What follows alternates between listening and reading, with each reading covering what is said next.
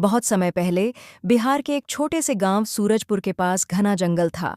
उस जंगल में तरह तरह के जानवर रहते थे। शेर, बाघ, बंदर, हिरण और हाथियों का एक बड़ा झुंड। इन सब में एक हाथी था जिसका नाम था भीमदंत। लेकिन गांव के लोग उसे शैतान हाथी कहते थे, क्योंकि उसकी आदतें बिल्कुल अजीब और खतरनाक थीं। भीमदंत बाकी हाथियों से अलग था।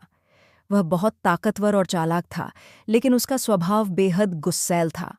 वह अक्सर गांव के खेतों में घुसकर फसलें रौंद देता, कुएं का पानी पीकर सूखा छोड़ देता और बच्चों को डराने के लिए जोर जोर से चिंगाड़ने लगता। गांव वाले उससे तंग आ चुके थे, लेकिन कोई उसका कुछ बिगाड़ नहीं सकता था, क्योंकि वह इतना विशाल और ताकतवर था कि पास जाना भी खतरे से खाली नहीं था। भीमदंत की पहली शरारत एक बार की बात है। गांव में शादी का बड़ा समारोह था। हर घर में पकवान बन रहे थे, पूरी, हलवा, सब्जी और मिठाई। भीमदंत को किसी तरह यह खबर मिल गई।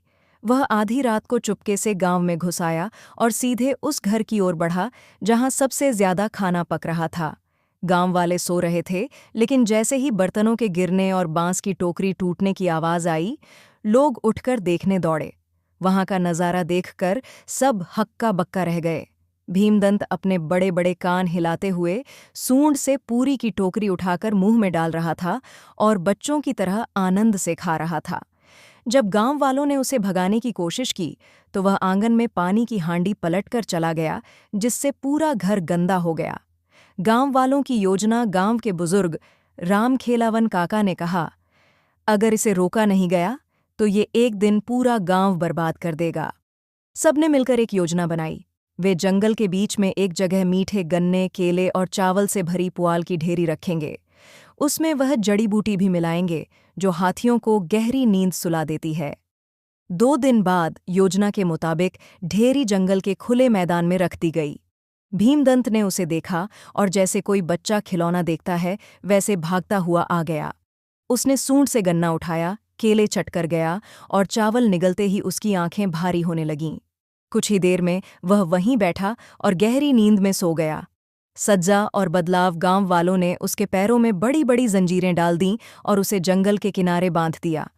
3 दिन तक उसे बस घास और पानी दिया गया और रोज गांव के बच्चे उसके पास जाकर गाना गाने लगे। शुरू में भीमदंत गुस्सा करता, लेकिन धीरे धीरे उसे एहसास हुआ कि ये लोग उसे चोट नहीं पहुंचा रहे, बल्कि प्यार से देख रहे हैं। चौथे दिन रामखेलावन काका उसके पास गए और बोले, देखो भीमदंत, अगर तुम गांव वालों को नुकसान पहुंचाओगे तो सब तुम्हें दुश्मन मानेंगे, लेकिन अगर मदद करोगे तो सब तुम्हें अपना दोस्त बना लेंगे। शायद भीमदंत को पहली बार समझ आया कि ताकत सिर्फ डराने के लिए नहीं, मदद करने के लिए भी होती है। नया रूप कुछ ही हफ्तों में भीमदंत की आदतें बदल गईं।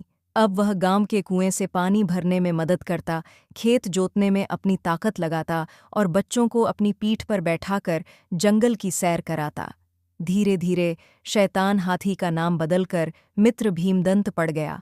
गांव में जब भी कोई त्योहार होता, भीमदंत सबसे पहले सज धज कर आता और ढोल की ताल पर अपने बड़े बड़े कान हिलाकर नाचने लगता।